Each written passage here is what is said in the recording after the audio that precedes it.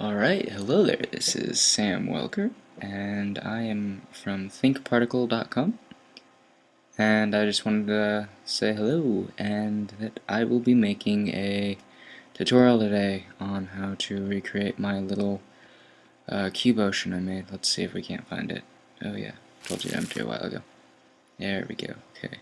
Desktop, actually I think it's under design, yes, cube ocean. Let's mute it, and let's watch it really quick. Let's see if we can't mute it. Okay, there we go. There. So we have this cube ocean, and the motion's not perfect, but it really gets the point across. We've got some nice warm lighting and some really well beveled edges, and the cubes just kind of look good. I mean, they pop up in these uniform or non-uniform fashions. They just it has a really unique, cool look. The one thing I don't think is perfect is that they overlap and collide, and like right there, these two cubes are actually intersecting. But right here too, it looks good enough that I don't pay attention to that, and I don't care about that as much. But anyways, here's the scene. I've got two lights, a camera, and a sky object with this little material I got off cgtextures.com. That cgtextures.com, TurboSquid, and freesound.org are three of my favorite sites for getting really awesome stuff. Definitely check it out. I've got a little cube and a cloner object, and that's all in the geometry.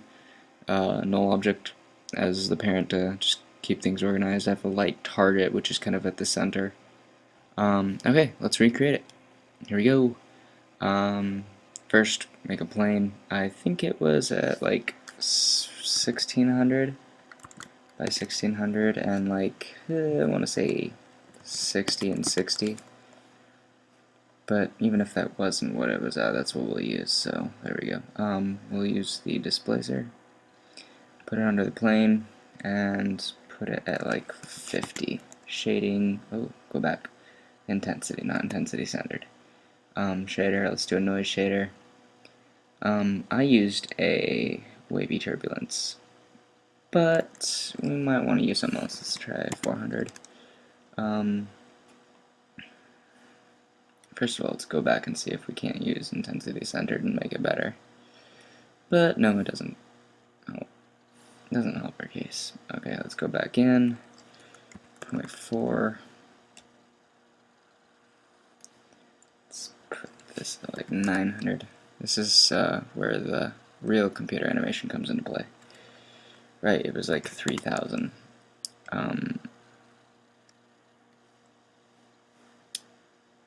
Computer animation is a lot of tweaking and testing, and more tweaking and more testing. So let's try 150. Ooh, really rough ocean. That's not what I had earlier, but I like it. We're going to use it for this one.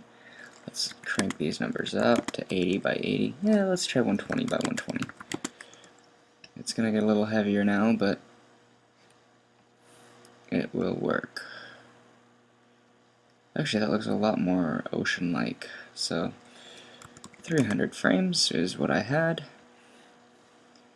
Let's go in, grab a camera, and let's put it 0, 0. Let's say 1200, 90, 90, negative 90. And let's make this 2400, not 24,200. Let's do 1600. That will work. Alright, so not a fan of it right now. It doesn't look like an ocean. Looks a little too complex. So let's go into the shader and drop this down to 3. Let's drop it down to 1 actually. And let's see. Get some of the motion across. Let's see. There's another one. There's Luca. But we'll have to put it like 1000.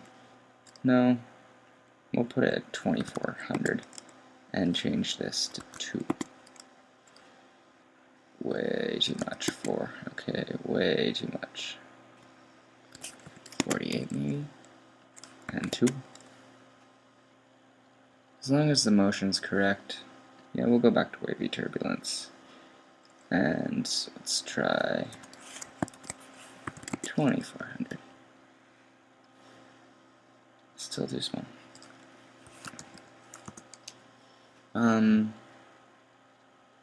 Nope, way too big actually.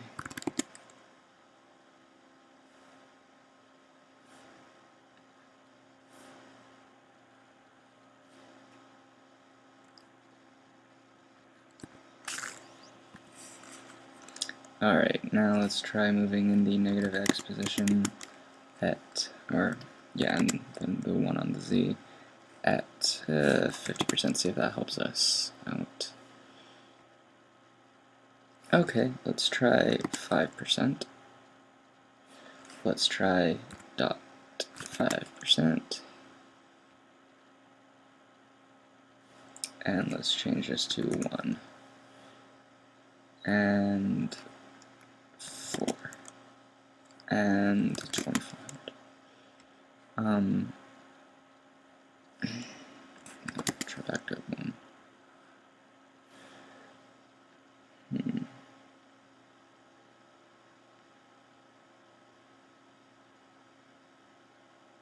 Sorry, 1 second. I will figure this out.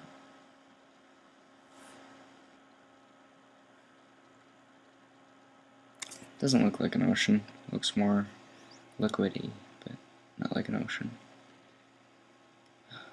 Problem with this one is it does look better, but let's try 12,000 for this one. Put on a scale of 4. And do a 0.2 animation speed.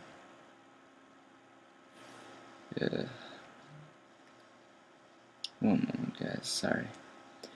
Once we get this going, though, then we will map it properly. Yeah, not a fan of that. Let's put a 0 there, 2400 there, and let's put the contrast back at 0, and maybe 6400. Cool. We're not going to get that close, so we'll just use this one. And then we will do a layer filter and do a shader noise. Actually, yeah, we can just right-clicking on a Wacom tablet. I have to get used to that again. Paste the channel. Go in, and change it to wavy turbulence and 2400 and go up and overlay at like 50%. Too much, there we go. Now we've made an ocean and it looks really crappy, but it gets the point across, so yay us. Let's see. You know, we're just gonna use that. All that work for nothing. But you know, it works. So we've got our plane. Let's put it back at like 80. And now we're gonna grab a Mograph cloner object and hold shift and grab a cube. Holding shift will place it under the current selected object. Grab those and put them in a null with option or alt G. Ooh, getting tricky on me. And we'll get our scene content containing stuff like our lights. Ooh, there we go. And let's move you out, and let's hop out of our camera. And let's move you up, and forward and out. Let's always use inverse square lights. Guys, if I'm doing a tutorial, just automatically assume you're going to be using inverse square lights. It's a very, very healthy habit. Alright, let's put this light at 80. Now let's make it blue. Like, really blue. And then let's get this one and make it really orange. Not too orange, though. Let's make it 120. And what is that? Oh, that's our cubes. Right. Cube needs to be 50 by 50 by 50 and applied as an object to the plane. Render instances. And you know, our plane needs to be at like 40 by 40 for our geometry. We want it to fit it. So let's go back to our camera view and dip this down to say maybe 40 actually is fine, but let's go to 1700 and 1700. Nope.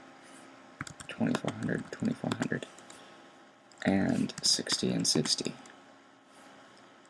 And they're very close, but they work. Alright, let's grab our cube and fill out the surfaces. Let's say 2 and 2. 4 and 2. We're going to go with a 5, actually, and then, yeah, 2. And let's go back to this and make this 55 by 55, and they'll get a little more separation. And we can take the camera and zoom in and get a tighter shot if we want, but honestly I'm going to keep it back to where it was, so Command-Shift-C will put us there. Right, and now you see how I've lit it? You see how I've made legitimately everything, actually. Let's grab our cloner, let's texture this, let's, actually I don't think I changed that. Let's give it a little reflection, a bump map with a noise shader. And I tried a lot of things when I was trying this out. I had some real fun with it. Where are you? There you are.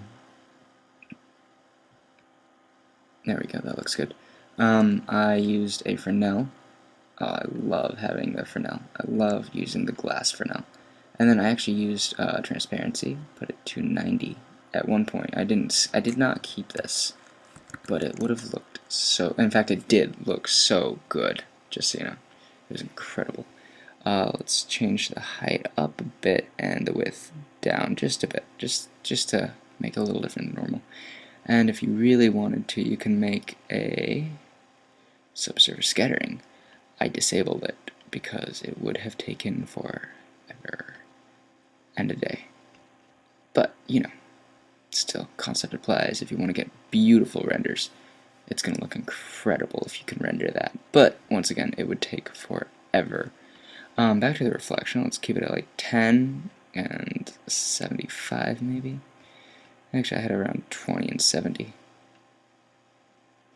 Not going to get it perfect, but we're going to get close. Let's go back to the other scene file. We're just going to copy this. I had two materials, one for the floor, the plane, and one for the cloner, by the way. That's the only difference. Let's go in, paste it, and grab a sky object, put it under our scene, and apply it. And that is just this amazing 360 degree, well, it's not 360, I guess. It's not like a sphere, but it is left to right, a full 360 degree shot of a very dark sky, and that is set as the luminance. And you know, actually maybe we can do add. Just kidding. Could multiply it, or just do normal. Okay. Anyways, that's applied, and then under render settings, physical. Go under save. You want to make this an open EXR. You know, I did the same thing. It's always PSD, but then it's open EXR. Yep. Right. Totally did not make any sense, but it made sense to me because it is 5, almost 6 in the morning, and I have yet to sleep. Don't recommend that. Anyways, ambient occlusion, physical, depth of field, 2, 2, and 2, 1, 2, and 3, and 2. Those were the final render settings right there. But for now, we'll use progressive. And that means we need to go into the camera. Let's put our plane as our focus object and go to physical not movie camera exposure. I actually like setting it with DSLR settings. Really, really nice to work with because it's what I'm used to. Let's change these settings. This is kind of my default. It's what I really like to have. I almost did it in stereoscopic 3D as well, but didn't in the end. Alright, right there. And that is what we made. And darn, that's beautiful. We're going to turn our reflection up quite a bit. Let's go to 40 and 60. And try it one more time.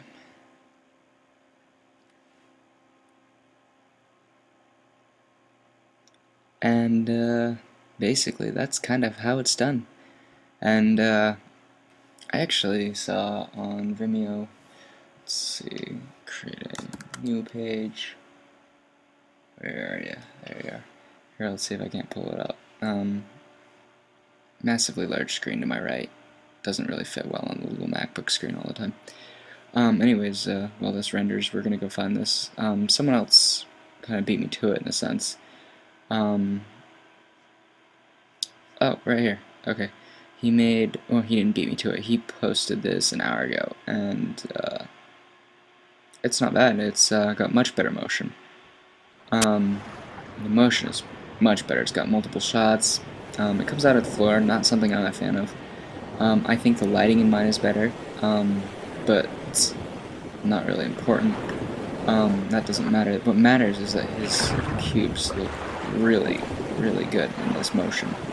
And that's all in the texturing, so just screw around until you find something you like. And I found something that works for now.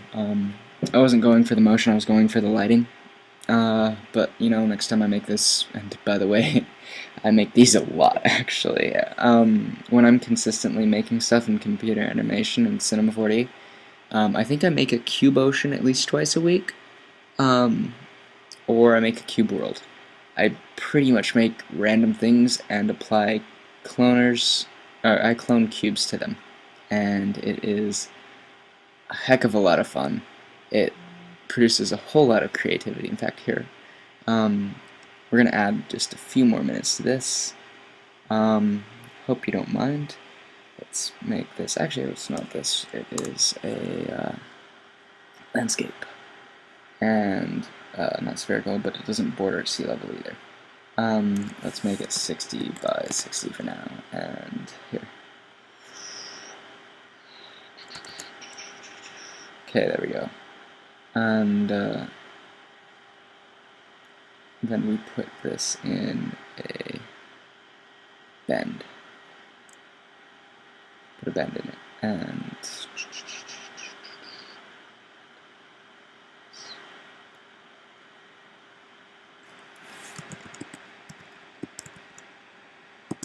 and we get this really, really interesting shape, right?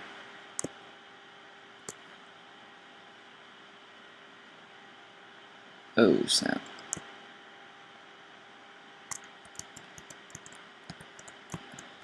Okay. And let's bend it this way. And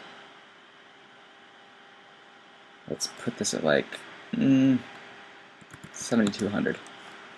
Okay, a little much, but like, as you can see, 2,400 maybe.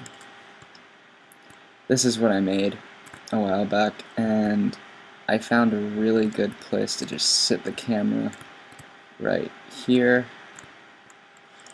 Say, maybe like that. Make a cloner, put a cube in it, and put it at like 10, 10, and 10, and just clone the crap out of those cubes onto this thing. So, landscape. And see, in some spots you're gonna get, the only problem with this is the uneven geometry. Like right here, you get really, really close geometry, but out here it's all stretched out, so you do have to keep that in mind. So let's try 120 and 120. And by the way, if you go over like 240 or something with this, it gets really heavy. So just don't do anything that's going to kill your computer. You don't want to break it. And then you just tweak and tweak and turn off the cloner when you're tweaking, or it kills your computer. Oh, the little magic beach ball of death. Steve. Why? Why a beach ball? Wow, look at that. Changing just the rough furrows, and you just get this magical little change. And then you can get stuff like, whoa, in here.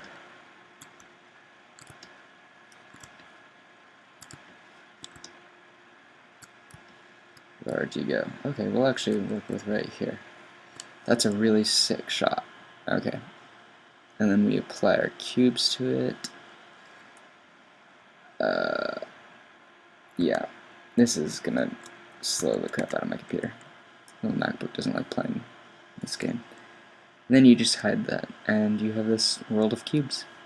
I don't always encourage making everything out of primitives. Work beyond a primitive, make real objects, like go model a table or a cup and like that, just so you can exercise that creativity, but make random crap with cubes just for the heck of it. Just, I mean, it's really healthy, I think.